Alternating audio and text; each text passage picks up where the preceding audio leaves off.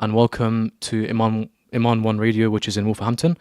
And yeah, today we're going to be going through Quran, and I'm going to be doing the tafsir of the Quran and just reading through the Quran. And yeah, we're going to be doing Surah Al-Hijr, which is the Rocky Tract. And let's start right now. So, Bismillahir Rahmanir Rahim. Alif Lam Ra Tilka Ayatul Kitabi wa Qur'anin Mubin. So this ayah here is the first verse of Surah Al-Hijr, and Hijr is translated as the Rocky Tract. And a very important thing I want to emphasize here is the first Alif Lam Ra. Alif Lam Ra is something in Arabic called Haruf al-Maqatta'at, or the broken letters. And depending on different research, they have different meaning. And generally, you will see it in, let's say, Surah Al-Baqarah as well has Haruf al-Maqatta'at, and these generally have different meanings.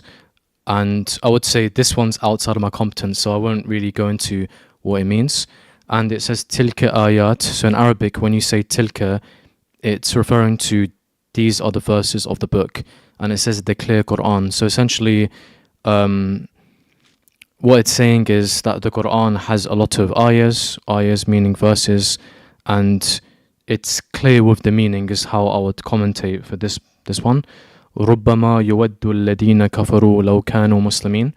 So here it's saying that the individuals that disbelieved or that did not believe in sort of the message, or I guess the message of Islam, or it doesn't even have to be that. It could be the belief in one God, so the theological belief in one designer or one creator.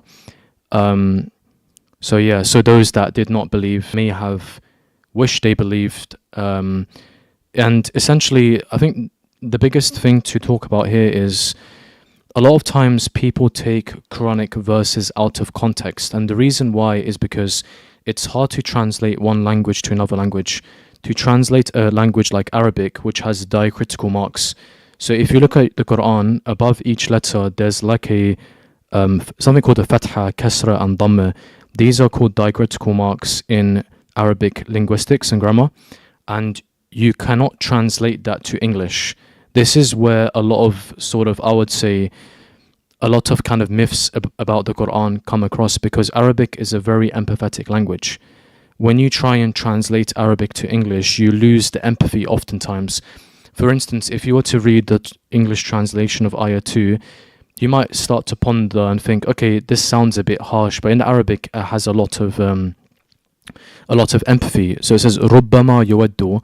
This sort of two words is kind of saying, if only, is how I translate it. It's not harsh, it's very it's very softly said, but in the English it kind of loses that empathy, which is why I always say that it's very important, obviously, to kind of try to or attempt to learn Arabic, because it will help you to understand the Quran more accurately and more fully. So ayah 3 of Surah Al-Hijr is دَرْهُمْ يَأْكُلُوا وَيَتَمَتَّعُوا وَيُلْهِهِمُ الْأَمَلُ فَسَوْفَ يَعْلَمُونَ. So دَرْهُمْ يَأْكُلُوا is allow them to eat, and this could be referring to essentially anything in life. You know, a lot of people I speak to, they're like, okay, Mohammed, so why is it that I'm trying to become more religious? Why is it that people around me that are straying away, they have more success? So generally, I think ayah 3 would respond to that. It's kind of saying, darhum yakulu, allow them to eat, allow them to, I guess, enjoy the pleasures of life. وَيَتَمَتَّعُ, istimta in Arabic is a noun, and it means enjoy. Istimta means pleasure or enjoy. وَيَلْهِهِمُ الْأَمَلُ, so allow the hope to distract them. فَسَوْفَ يَعْلَمُونَ is they will soon know. That essentially, in English, it sounds a bit threatening, I'll be honest with you guys, but when you read in Arabic, it sounds empathetic. It says, فَسَوْفَ يَعْلَمُونَ, and in Sawfa, it has a fa, the letter fa in Arabic, which فَسَوْفَ, it signifies the future. So فَسَوْفَ يَعْلَمُونَ, as in the future they will, referring to Judgment Day. But I think the issue what I see with how a lot of times the translations are is the empathy is lost. And if you read the translation here, it says, so let them eat and enjoy themselves and be diverted by false hope, for they will soon know. For me, it sounds a bit threatening, but it's not actually, because if you read the Arabic, فَسَوْفَ يَعْلَمُونَ, it's very empathetic, and I can't really describe it better than that. it's kind of like a lot of times in the Quran when Allah subhanahu wa ta'ala is talking to us, he refers to us as Ya ayyuhal nas, so O dear people. So when the speech is directed towards us, it says Ya ayyuhal abad. So O dear like creation, we aren't referred to like as straight away, and I think that's important. And to kind of connect it to Surah Al-Baqarah, so ayah 2, Surah 2, ayah 30. I'm just going to pull it up just so I don't read it wrong. Ayah 30 would be, yep, so it says, وَإِذْ قَالَ رَبُّكَ لِلْمَلَائِكَةِ إِنِّي جَاعِلٌ فِي الْأَرْضِ خَلِيفَةً قَالُوا أَتَجْعَلُ فِيهَا مَنْ يُفْسِدُ فِيهَا وَيَسْفِكُ الدِّمَاءَ وَنَحْنُ نُسَبِّحُ بِحَمْدِكَ وَنُقَدِّسُ لَكَ قَالَ إِنِّي أَعْلَمُ مَا لَا تَعْلَمُونَ. Just to paraphrase it, basically this ayah 30 is very important because Allah subhanahu wa ta'ala, before he created us, he told the angels that I'm going to create a human being or a group of humans that will be authorities upon earth. By authority, they don't mean anything kind of strange. They mean just people to survive, essentially, people to be alive. Then the angels asked, so why would you create a human creation that may spread corruption on earth and shed blood? That's what it literally says as a translation. Then Allah subhanahu wa ta'ala responds with, I know what you do not know. And for me, this is very deep because that suggests, if you look at a tafsir and it says this, Allah subhanahu wa ta'ala views us as humans as higher than angels. Now why? It's because we have free will. The malaika, the angels, don't. They were created to prostrate, and that's essentially, as far as my understanding is, I could be wrong here, they are only able to do that. But as humans, why we are always referred to as above as a creation, as Allah subhanahu wa ta'ala's like best creation, is because we have the free will. You have the choice whether you do something bad or good, and it's up to you as an individual what you really do in your life. And that's very important to talk about, because a lot of people, when they discuss like Allah subhanahu wa ta'ala or God, they refer to him as if like he's unjust. But if you look at the ayah here, I think this is enough evidence to suggest that Allah subhanahu wa ta'ala is like merciful. The fact that we're referred to as from ayah 30 in Surah Al-Baqarah, you can see that we're one of the most important creation, as we have free will. You can do what you want. You don't have to. And that's also why La ikraha fil din is an important pillar of the religion, where there's no compulsion in religion. Contrary to what people kind of commentate towards the religion, you're not forced to. There's no compulsion. Essentially, is the point I'm trying to say. So I was on ayah 3 of Surah Al-Hijr. Yep. So وَمَا أَهْلَكْنَا مِنْ قَرْيَةٍ إِلَّا وَلَهَا كِتَابٌ مَعْلُومٌ. So this is referring to so qawm in Arabic means kind of group of people. So there hasn't been a group of people that kind of were destroyed in a way. By destroyed, this means I guess because they weren't following the message at the time, no matter what the religion was. For example, in Prophet Jesus' time, peace be upon him, a lot of people kind of disobeyed him, or even the many let's say prophets that came for Judaism or that came for Islam. A lot of people kind of disobeyed, and for that reason, it's just saying that there's, with every group of people, with every community, there has been a kind of a book or a message, and that's what it says. Kitabun ma'loom means a known book. Kitab just means book, and you have that in Urdu as well. I think kitab is in Urdu as well. ما تسبق من أمة أجلها وما يستأخرون. So it's basically saying that no person can advance. So no person can change. How do I say this? How do I translate this right? They put no people can advance their doom, nor can they delay it. I don't really like that translation, to be fair, but I would just say I would paraphrase it as no person can delay when they pass away, or how long they survive for. That is destined. Obviously, you can be a billionaire, but you can't change how long you're gonna live for. Really, whatever's been written is gonna happen, depending on really your views. وَقَالُوا يَا أَيُّهَا الَّذِي نُزِّلَ عَلَيْهِ الذِّكْرُ innaka la majnoon. So they used to say to Prophet Muhammad, peace be upon him, or any of the messengers or any of the prophets, that you were the message was sent upon, you are insane. And if you actually, I think I need to kind of delve deep into ayah 6. So a lot of times in society or any time, a lot of times people ask this question: why is it that I'm a good person and I don't become successful? Or why is it I'm a good person, I care for others, I feel like I'm not reaching the goals I want? So essentially, just to commentate on that point, a lot of times in society, if you try to be a good person, you kind of will be shunned in a way, or even people might call you names and stuff. And that's just how the cookie crumbles, I guess, historically as well. And I think that's ayah 6. I know the tafsir isn't that, but that's just my commentary on it. So it says, وَقَالُوا يَا أَيُّهَا. So they said, يَا أَيُّهَا الَّذِي نُزِّلَ. So, O dear person where the message was sent upon, إِنَّكَ لَمَجْنُونَ means, oh, you must be insane. So they were essentially trying to gaslight the messenger, and that happens a lot. A lot of times in discussions and debates, when people cannot handle an intellectual debate, they will essentially attack your character. And even it happens a lot in journalism as well. It's like people will attack the individual, whether it's through the character, how they look, even though the irony is every human is fallible. So even if someone may have a good idea, but attacking their character in a debate is kind of nonsensical in a way. But anyway, ayah 7, لو ما تأتينا بالملائكة إن كنت من الصادقين. So they were asking the Prophet, Muhammad peace be upon him, if you're truly truthful in your message and you believe in it, why do you not bring us the angels down? And obviously it connects with the ayah afterwards, which is also another point to add. The Quran is chronological. So usually when there's an ayah, the ayah afterwards usually will connect. For instance, ayah 8 talks about the response to ayah 7. It says, we don't send the angels unless it's a destined cause or a just cause. And until that time, it would be too late, essentially, because the whole point of belief is essentially to say this: you cannot empirically see Allah subhanahu wa ta'ala as an entity, because there isn't a jism, like he is not in human form, if that makes sense. As Muslims, we don't believe Allah subhanahu wa ta'ala is in human form.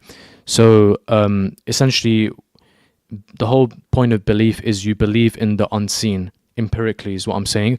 Of course, you can prove Allah subhanahu wa ta'ala mathematically and maybe from a philosophy angle, but just empirically you can't see a entity, if that makes sense. So ayah 8 says, ما ننزل الملائكة إلا بالحق وما كانوا إذا منذرين. So it's basically what I just said: we do not send the angels down except for a just cause, and it will be too late then, essentially. It's kind of like, so what would you be logically rewarded for more? Would you be rewarded for struggling more and not really...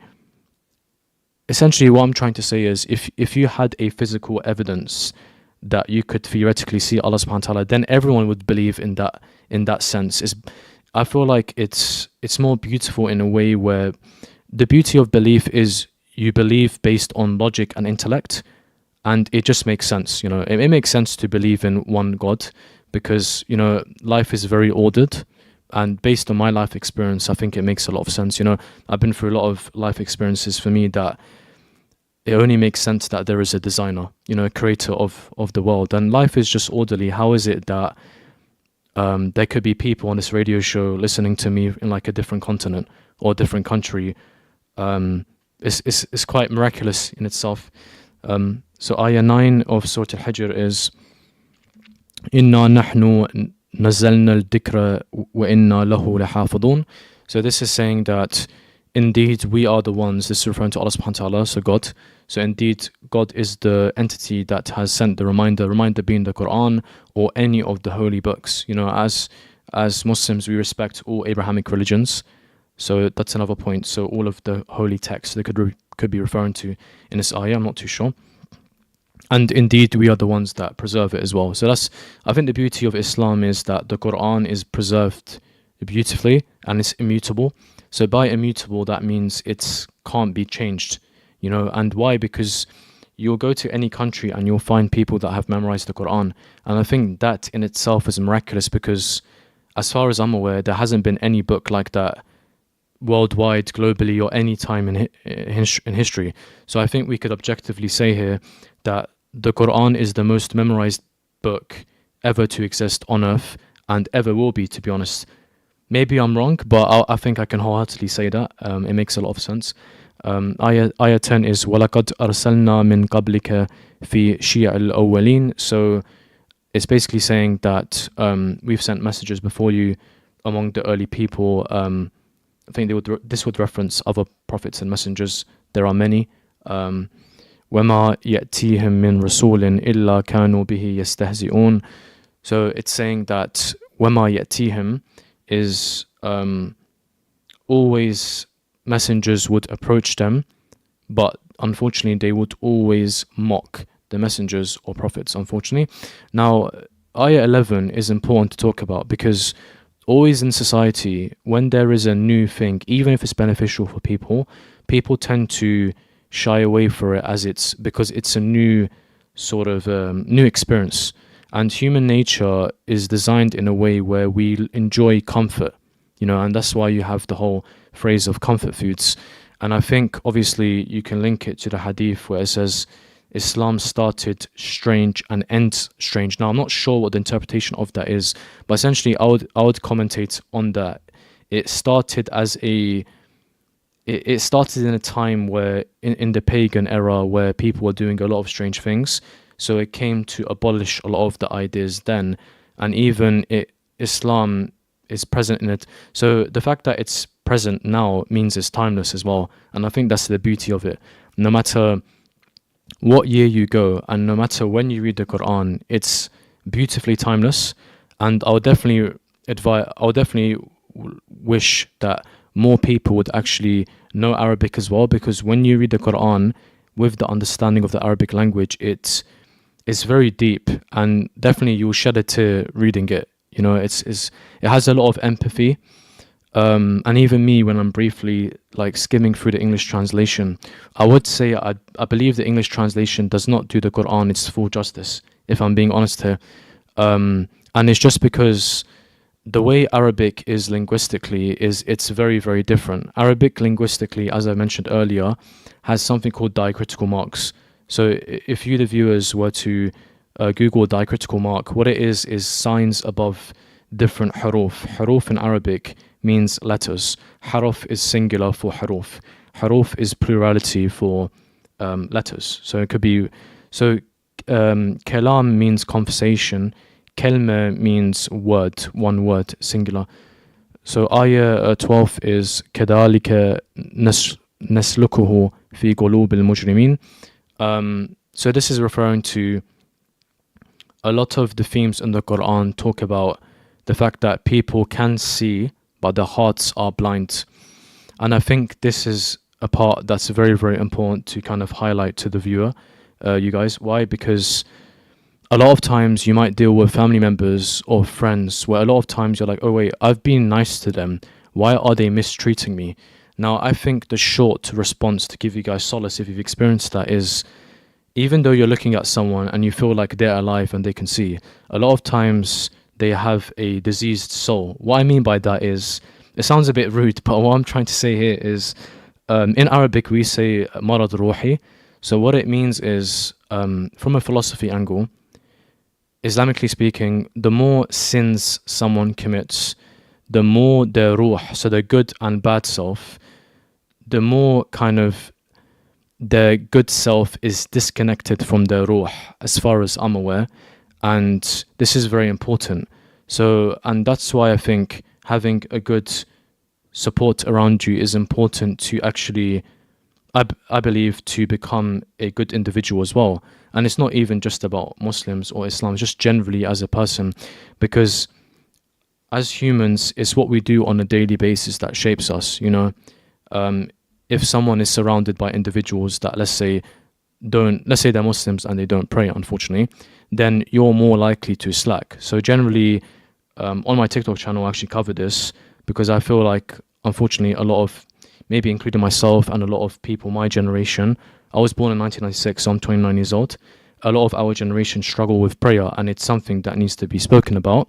Not in a judgmental, hypocritical way, in a way with how does one improve or how does one kind of um, increase the likelihood that they'll pray essentially. And I think the important thing is going to a mosque, number one, having friends around you that pray and that don't neglect salah. And I also mention another thing.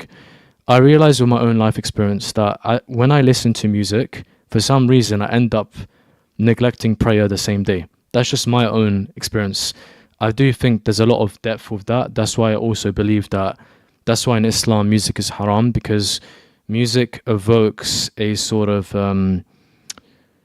emotional reaction inside of you that you wouldn't feel if you never listened to it. Now, to reference, let's say an artist like The Weeknd, if I'm allowed to. So, his music, when unfortunately I would listen to it, it just makes me feel like there's something evil in the music. I can't explain it. There's probably some spiritual aspect to it. But anyway, definitely, salah is something important, and I think what needs to be done is, especially with as I get older, as I'm nearly 30 years old, if I was to have children, how would I encourage them to pray? One way I would say is to allow them to understand empirically why prayer is important. Now, the reason why prayer is important is because in Arabic it says "Salat tamna an al fahsha'i wal munkar," which essentially means prayer prevents or stops someone from fahsha. Munkar is translated many ways. It could be translated as in English it sounds a bit weird, but perversion. But what that means is corruption. But translating from Arabic to English is quite difficult sometimes.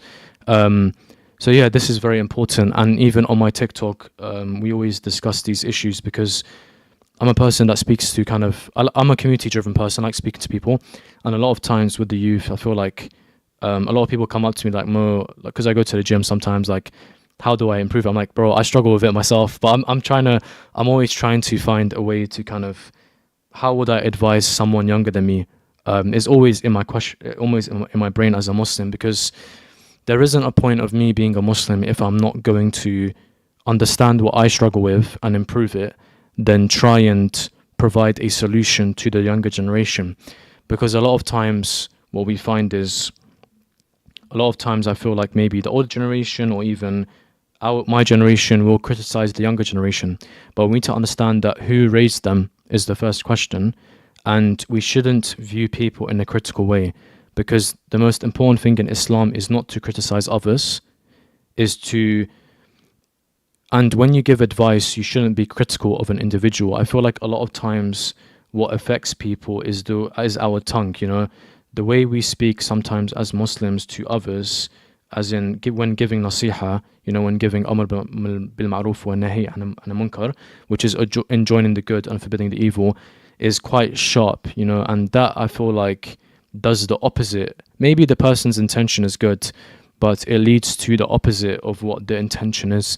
And a lot of times people mean it in a good way, but you need to get the message across in a way that the recipient will understand. And essentially, the best analogy I can bring is it's like a telephone signal tower. You know, you have radio frequencies from your phone that go towards it.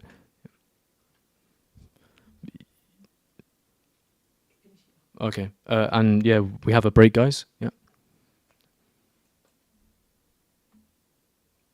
yeah, yeah. So you got about 6 minutes rest. Oh wow. Sorry, I got a bit distracted. No, that's fine. I actually enjoyed that. Yeah, I should have said. I can talk for like 10 hours. Trust me.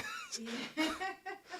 So 2 minutes and 30 seconds I'll use. I won't use. Was that even good? Because I feel like I'm No, just. it was good. Oh, okay, okay. Yeah, it was good. Just take a little break. So we've got about 5 minutes. Yeah. I'll definitely shout you guys out. I think this is a very amazing platform, and I feel like we can even do like discussions here. But yeah, I think the main thing that I wanted to. How many viewers do we have? If So if I go on to radio.co, it doesn't matter for me, I don't care about numbers. It's like we've got 3 listeners. okay. It's good because even if they pick something up from you today, it's Sadaqah Jariyah. Yeah, that's all I care about. I But don't mind about if listeners. Yeah, the reason why I put it on Facebook, Instagram, everything, that's I completely want fine. people to tune in. Yeah, no, exactly, exactly. So just put a post about you being here, Yeah, no, I'm and then happy. I think and I'd come so every week. Like this is and then people can go back and watch on YouTube and Facebook. They can perfect. revisit the channel and Yeah, they can perfect. see what you're all about, what you're talking about. But I always say to people, tell your family and friends that you're on, So so they can it tune in as creeps well. up your Can I be numbers. honest with you? The Yeah. reason why I didn't do that is because my family's quite judgmental. Are they? So the Oh, topic I'm talking about on microphone is yeah. all the things I'm talking about on your radio show is stuff that is legit stuff. Like as in I relate with. So even like the Salah thing, um, I like to go to East London. I like to go to South Asian areas because I like community. And when I go to when I go there, I always meet brothers there, and we're always discussing like let's say stuff about marriage. I can talk about lengths about that because Oh. in our community, marriage has become impossible. That's a fact, by the way. I could talk even sociologically why that's the case, although I'd probably stay away from the sociological part because it gets quite deep there. But yeah, even I speak to a lot of South Asians and they're complaining of marriage too, and it's not even a nationality thing. It's more of it's a ummah issue, and I feel like it's a lot of times the older generation they don't want to get us married. Yeah. You know why?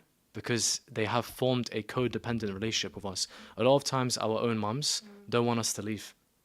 Really? This is going to go deep, but this is why a lot of sometimes wives complain about our generation, our community, saying that like the husband still like she feels like he's a child because he's so in Islam, you're supposed to respect your mum, but also you need to bear in mind that there needs to be a healthy boundary between the mum and the wife, Yeah. not where the wife feels like she's competing for. It's quite deep. I would love to talk about that in depth. Oh. It's a very important topic to cover. Yeah. No, you're doing good. You seem quite relaxed, No, I'm calm. chill. I don't know. I feel like I'm too traumatized by life. No, I think it's the first time you're doing this as well. It can be a bit overwhelming. I actually don't feel anxious. Like I don't know. I'm not sure. I feel like I'm just too old now. As in, you're gonna be like, oh, you're young, but I don't know. I just feel like, as a I've been doing radio for 20 years. nice, okay. Do you think I should be on radio? Because people keep saying, I don't know if they're lying to me. You've They're like, got the voice. You've got the voice. And you're very calm. You're very Yeah. collected. I like engaging with people. It's like Yeah. I can talk about anything. Literally, I can talk about music. I can talk about culture. I can talk about South Asian food. You know, Nahari's amazing dish. Yes. Karak chai, dud bati as well. That's my phrase on my social media. So I did a dud bati review, and the people liked it. So That's good. I think dud bati means like milk of tea. Yeah. Okay. Yeah. Milky tea. I would love to visit South Asia and maybe do a podcast there as well. I feel like there's a lot of great stuff I can do. Yeah. I wanted to actually go to Iraq and actually make videos there to maybe increase tourism there. But I don't know, my dad was like, Mohammed, finish your exam. No, you know what? Honestly, your dad's right. Get your exams out the way. I don't like studying though. I know. I like this. I Nobody like likes this. studying. I like this sort of stuff. Like Yeah. I But could you know talk. what? You could build on this after you've got your degree and stuff like that. Because I know there's loads of people out there who are doing loads of stuff on social media Yeah. and they're giving up their jobs Yeah. because they're generating. I would never do that. Like even for me, I'm always a person where I like to think of an emergency. So like Yeah. even I don't think my social media will really get to heights unless I go to sort of the content I do right now is very non-controversial. It's hard to really get traction if you're a genuine person. Right, you've got a minute left. Yeah. So when it comes to 30 seconds, I'm going to let you know, and then I'll do a thumbs up when you can go back on. All right. Should I just stick to the Quran? I feel like it's getting a bit boring. Or I don't know.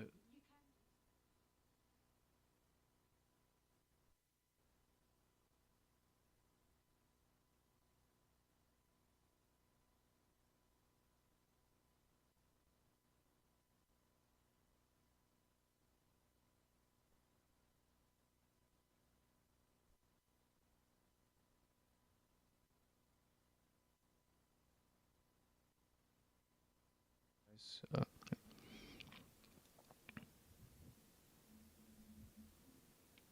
it's in Walthamstow, so check out. Not Walthamstow, Wolverhampton.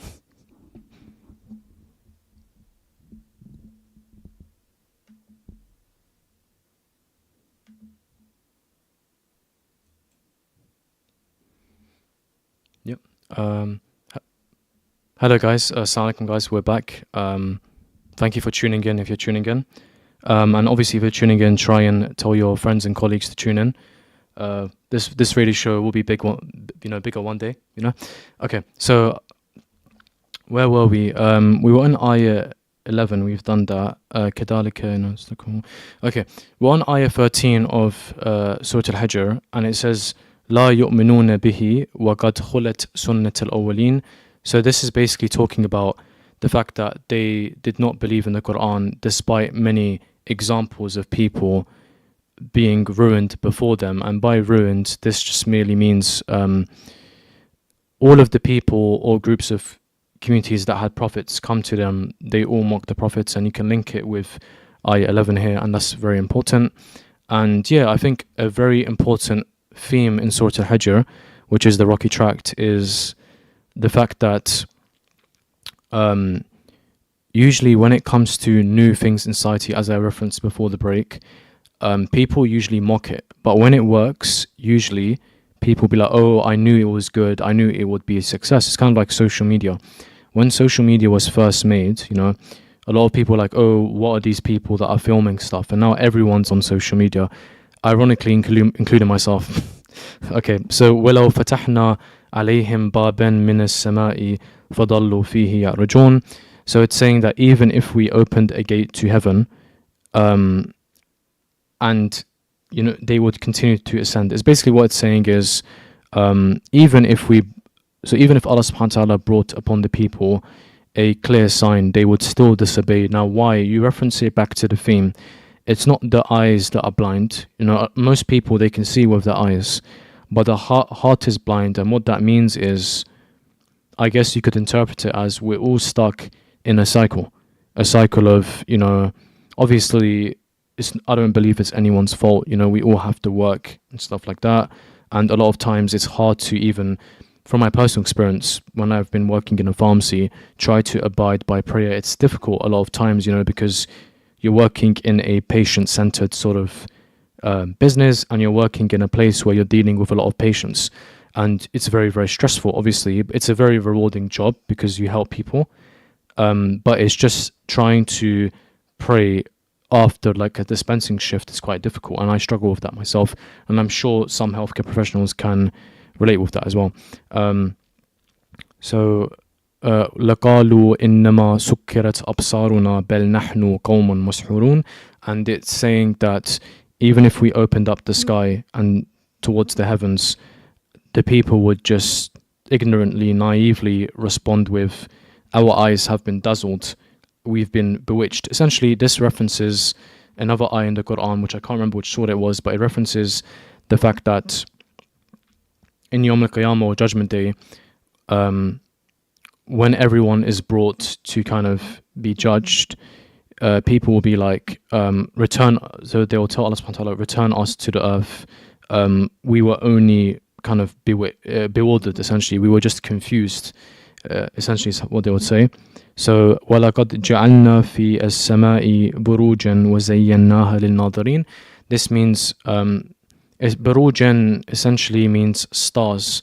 So the translation says, indeed we have placed constellations in the sky and adorned it for all to see. So it's, in a way, it's a response to, I guess you could say, people that don't believe in a designer or God, or even atheists in a way, that say that, oh, what's the evidence that there is one God? I mean, the evidence is there are, I guess the Quran here is saying there's constellations in the sky, so there's stars, and they all sort of are linked. And even this goes quite deep into maths. It's beyond my knowledge, but as far as I'm aware, there's a lot of sequences in mathematics that link to nature, like Fibonacci sequence. And if you look at a walnut, right, or if you look at a tomato, how is it possible that when you cut a tomato, it looks very similar to organs, or let's say maybe even a heart, you could argue, or forget a tomato, a walnut. A walnut has been shown through evidence that it's good for the brain, right? And even through kind of Islamic medicine per se, or homeopathic medication. Walnuts have a lot of chemicals inside that are very good for neurology and good for the mind. especially including almonds and other things like even cardamom, as far as I'm aware, and it's used a lot in, like, let's say karak chai. I'm not too sure if cardamom is good for the brain, but I know walnuts, almonds are good, and that's why it's usually encouraged during Ramadan to eat a odd number of dates with an odd number of walnuts. Generally, that combination is quite favored. So ayah 17 says, وَحَفَظْنَاهَا مِنْ كُلِّ شَيْطَانٍ رَجِيمٍ. So it's saying that we protected it from every accursed devil. That basically just means, I think it's referencing the constellations in the sky here. So it's saying that we protected the skies or the dunya from the shaitan regime, which is devil or Satan. إِلَّا مِنْ اسْتَرَكَ السَّمْعَ فَأَتْبَعَهُ شِهَابٌ مُبِينٌ.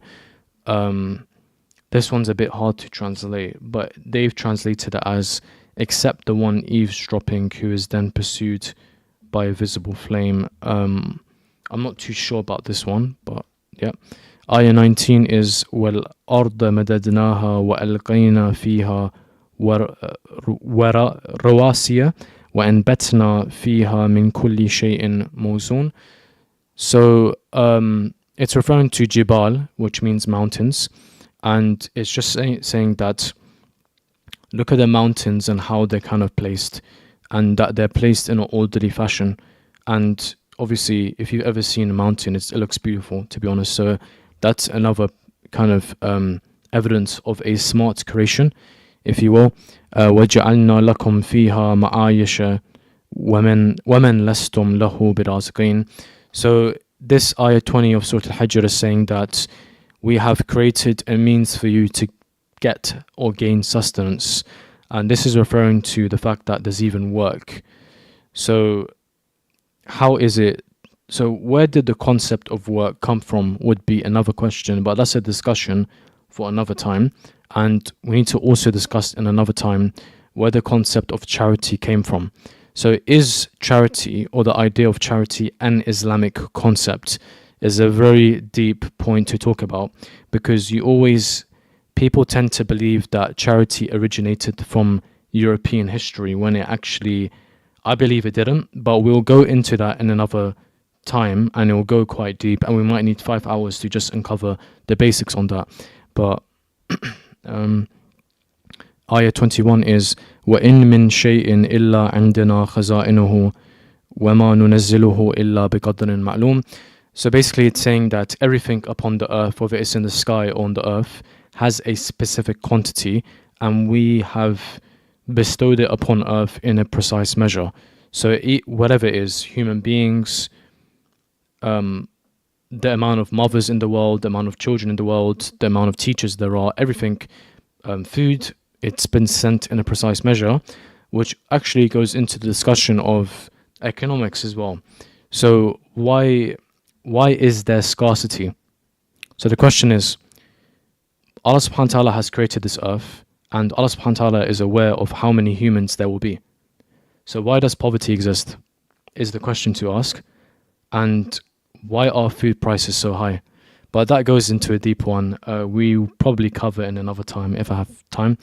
Ayah 22 is وَأَرْسَلْنَا الرِّيَاحَ لِوَاقِحَ فَأَنزَلْنَا مِنَ السَّمَاءِ مَاءً فَأَسْقَيْنَاكُمُوهُ وَمَا أَنْتُمْ لَهُ بِخَازِنِينَ. So it's saying that we've sent rain from the sky. So clouds, when they have condensation, they lead to rain falling from the clouds. And basically what it's saying is human beings do not hold the reserves to water, even though unfortunately in some continents, some countries, water access is difficult. But that's another discussion to have. Ayah 23 is وَإِنَّا لَنَحْنُ نُحْيِي وَنُمِيتُ وَنَحْنُ الْوَارِثُونَ.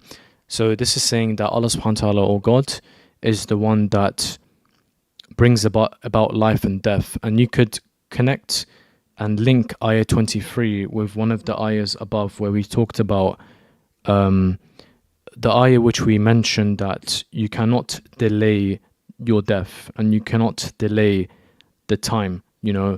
Essentially things are maktub, or things are destined, But this point here is quite deep, because a lot of times people discuss, is there free will?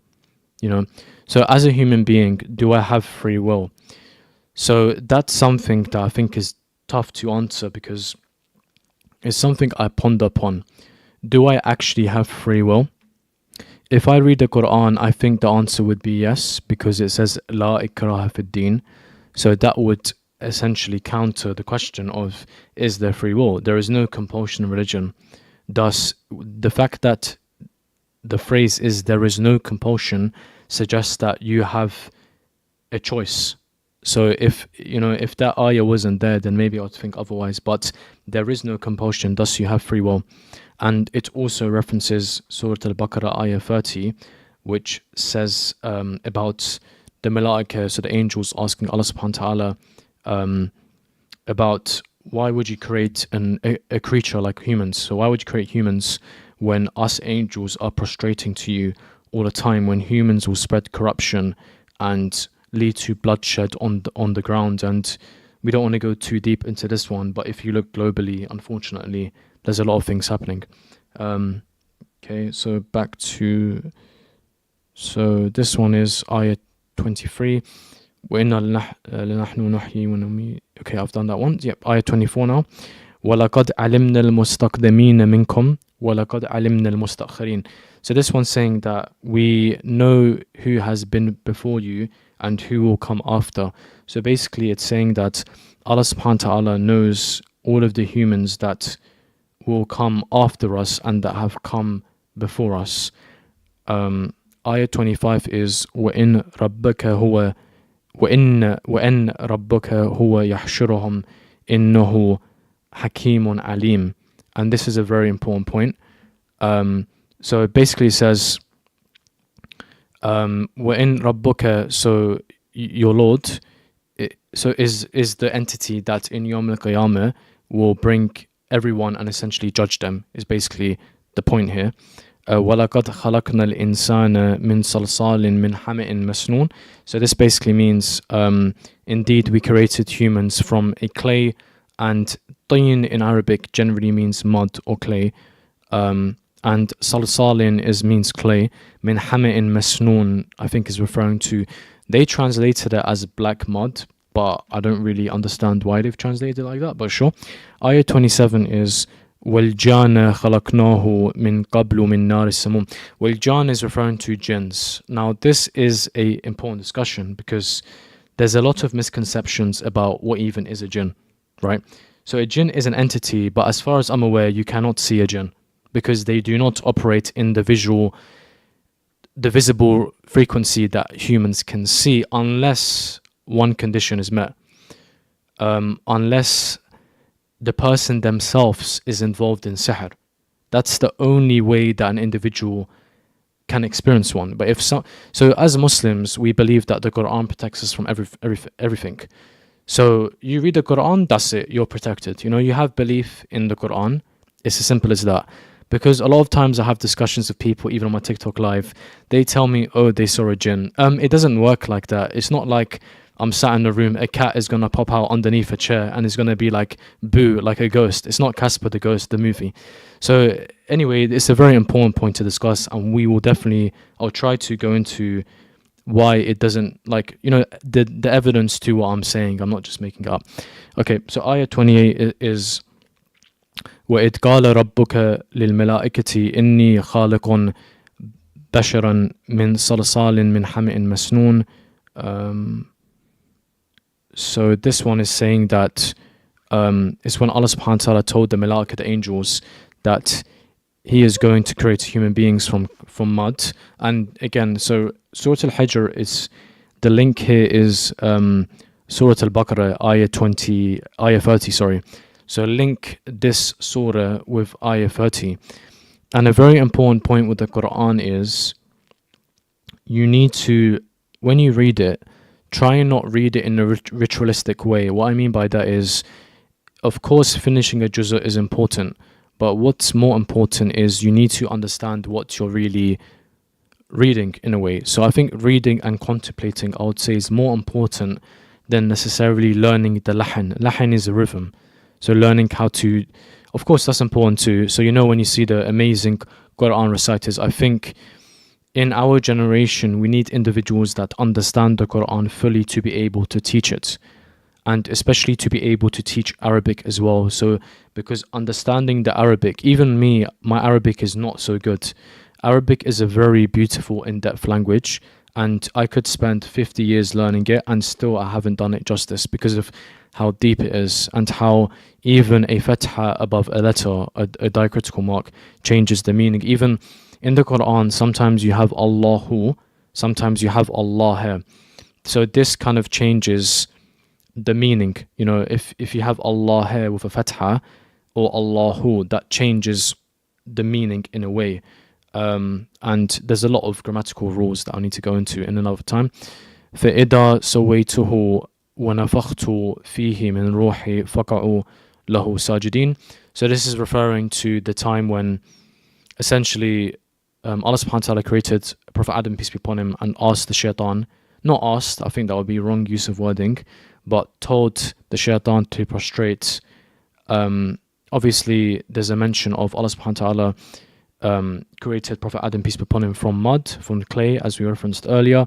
Then the reference here is, it's worded as Allah subhanahu wa ta'ala blew into the ruh, but I don't think it actually meant a literal exhalation. That wouldn't make sense. I think it means more metaphorical. It wouldn't mean a literal gust of wind, but I think this is the closest word that we have in English. So it says nufakha, so it says وَنَفَخْتُ فِيهِ. Nafakhtu, when you translate to English, means blow, but it can mean breathed into him. But obviously, if you think about, Allah subhanahu wa ta'ala does not have lungs, obviously. So I'm not sure how you would translate that properly. Ayah 30 is فَسَجَدَ الْمَلَائِكَةُ كُلُّهُمْ أَجْمَعُونَ. So the angels prostrated altogether, apart from obviously the shaitan who disobeyed. And here in Surah Al-Hijr, the most important message, I believe, in the surah is the message of ego.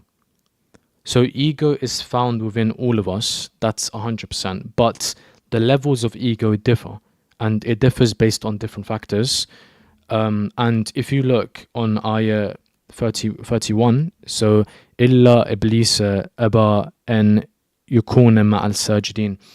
So this one, so basically it says Iblis or Shaitan regime is the only one that refused to prostrate with others, so with the other angels basically, and that's very, very important, and that goes into ego. So where did human ego originate from? Is a very important question to ask. Is the ego something within, as in the negative self, or are we kind of whispered from the shaitan to act in a certain way? And that's very important, قُلْ يَا إِبْلِيسُ مَا لَكَ إِلَّا تَكُونَ مَعَ السَّاجِدِينَ. So Allah subhanahu wa ta'ala asked, which is very deep here. The fact that Allah subhanahu wa ta'ala has asked is quite deep, and that is showing the remorse. So it's showing the remorse that Allah subhanahu wa ta'ala has. And notice how it's saying قَالَ يَا إِبْلِيسُ. So Iblis, so shaitan, Allah subhanahu wa ta'ala says, "O Iblis, what is the matter with you that you did not join others in prostration?" So that's very important. And when people always argue and say that Allah subhanahu wa ta'ala or God is not just or is not fair, so this is the dalil, this is the evidence. Dalil in Arabic means evidence. So ayah 32, it's translated as Allah subhanahu wa ta'ala asked, "O Iblis, what is the matter with you that you did not join others in prostration?" So why is it that Allah subhanahu wa ta'ala asked Iblis? So why? He didn't need to. So this is a sign for us, a dhikra. Dhikra means a remembrance for us, that it's an evidence, it's a clear evidence, I think, 100% evidence that Allah subhanahu wa ta'ala is remorseful and is forgiving. Contrary to how sometimes a lot of, let's say, family members act. I guess I'm referring to my family. Let's not get deep into this. A lot of the criticism we see in our own communities to our own people, unfortunately, it's quite harsh, So a very important point of Islam or Muslims is speak nicely. And that's why there's a reference in the Quran of أخفض جناحك للمؤمنين or للمسلمين. So that means kind of lower your wing for the believers, and this doesn't just span to this spans to everyone, to humans, you know. So as Muslims, we are always taught to speak gently, speak nicely to others, and don't wound someone verbally. And always, oh, Put the headphones on. okay,